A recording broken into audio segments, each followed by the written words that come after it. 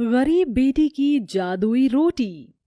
रजनी, और कितनी देर लगाएगी? तेरे बापू कब से बैठे हैं, अब ले आ खाना। बस लाई माँ। रजनी को खाना लाता देखकर पिता किशन ने मुस्कुराहट से पूछा, अरे आज मेरी बिटिया ने क्या क्या बनाया है? बाबा, मैंने आपके लिए भिंडी की भुजिया बनाई है और सूखे आलू भी। फिर तो आज मैं पेट भर कर रोटी खाऊंगा। 2 तरह की सब्जी बनी देखकर ललिता बड़बड़ा उठती है। अरे लड़की, 2 टाइम की सब्जी एक ही बार में क्यों बना दी तूने? एक तो ऐसे ही तेरे बाबा की कमाई धमाई नहीं है और महंगाई इतनी है। जाने दो ललिता, अब तो बना दिया बिटिया ने। कल को ब्याह कर अपने ससुराल चली जाएगी ना, तो बहुत रोगी तुम। अब गुस्सा थूक दो और बिटिया के हाथों का खाओ। ये लो। किशन जैसे ही खाने का निवाला ललिता को खिलाता है, ललिता का मुंह चढ़ जाता है। आथू! अरे बेलुड़ी, आज फिर तूने रोटी जला दी। अरे तेरे दादा परदादा की आटा चक्की नहीं जो मुफ्त का आटा आता है, दाम देखकर खरीदना पड़ता है। रोज रोज जली रोटी बनाती है। यही हाल रहा तो पता नहीं ससुराल जाएगी तो कैसे बरसेगी।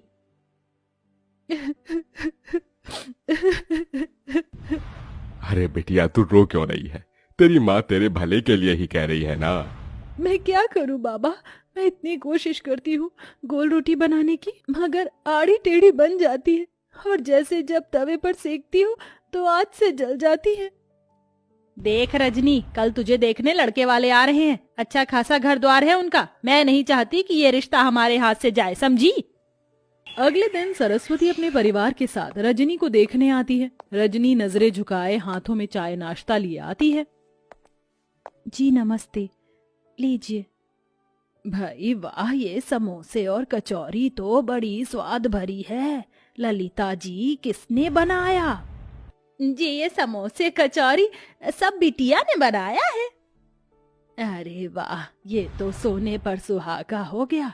रूप की धनी तो है ही, खाना बनाने में तो हलवाई जैसा हाथ पाया है। अब तो आप शहनाई बजाने में देर मत कीजिए। मुझे अपने शुभम के लिए आपकी रजनी पसंद है। लड़के वालों के जाते ही किशन ने कहा, क्या जरूरत थी भाग्यवान उनको झूठ बोलने की, और इससे तो एक रोटी तक नहीं बनती। अगर सच बोल देती ना तो वो लोग रिश्ता तोड़कर चले जाते, और इस तरह से इसका रिश्ता कहीं नहीं लगेगा। सारी जिंदगी कुंवारी बैठी रहेगी। अगर तुम्हारे पास लाखों का दहेज देने को हो तो ढूंढ लो नौकर चाकर वाला घर। अरे शादी के बाद ससुराल जाएगी तो धीरे धीरे सीख जाएगी।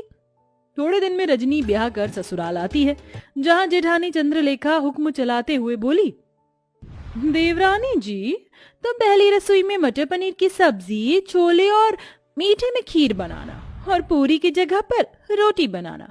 वो क्या है ना, हम सब रोटी खाने के शौकीन हैं।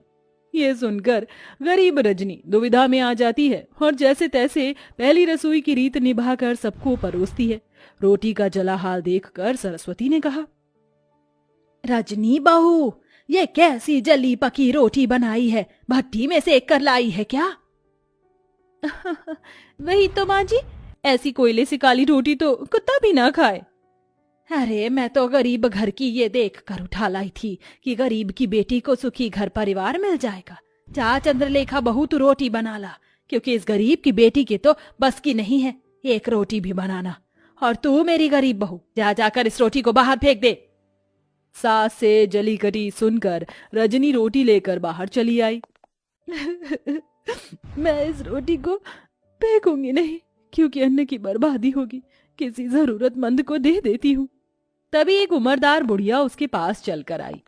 बेटी, रोटी खिला दो, बहुत भूखी हूँ। ये लो अम्मा, क्षमा करना, रोटी जरा जली हुई है और मेरे पास कोई सब्जी भी नहीं। मेरी पोटली में गुड़ है, उससे खा लूंगी। बुढ़िया हबड़ हबड़ कर रोटी खाने लगती है। तभी रजनी का परेशान चेहरा देखकर वो पूछती है, बेटिया तुम परेशान क्यों हो? अम्मा, मेरी लाख कोशिश करने के बाद भी मुझसे गोल और अच्छी रोटी नहीं बनती।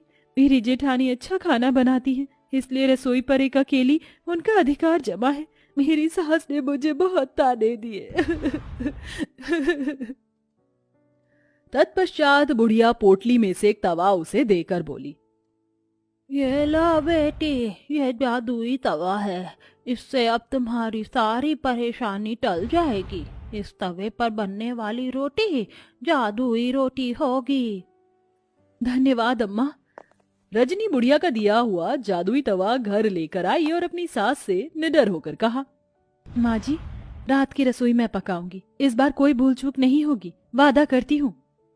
लगता है सवेर की बेइज्जती से मेरी गरीब देवरानी का मन नहीं भरा, जो फिर जली कच्ची रोटी बनाकर नाक कटवाना चाहती हैं। देवरानी जी को एक मौका दे दीजिए माँ जी। ठीक है, मगर इस बार की रोटी भी तूने जली बुरी बनाई तो मैं तुझे कतई माफ नहीं करूंगी, मेरी गरीब बहू। रजनी रसोई में लग जाती है। सब्जी तो बन गई, अब फटाफट से रोटी बनाती हूँ। रजनी जैसे ही चूल्हे पर तवा चढ़ाती, वह खरे सोने के समान चमचमाने लगता है। वह टेढ़ी मेढ़ी रोटी बेलकर तवे पर जैसे ही डालती है, रोटी जादू से एकदम गोल आकार की बन जाती है।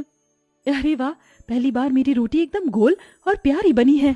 ऐ मेरी जादुई रोटी, मैं चाहती हूँ कि तुम एकदम फूली बन जाओ। गरीब रजनी के कहते जादुई रोटी फूल कर गोल मटोल हो जाती है। वह सभी को रोटी परोसती है, जिसे खाकर सब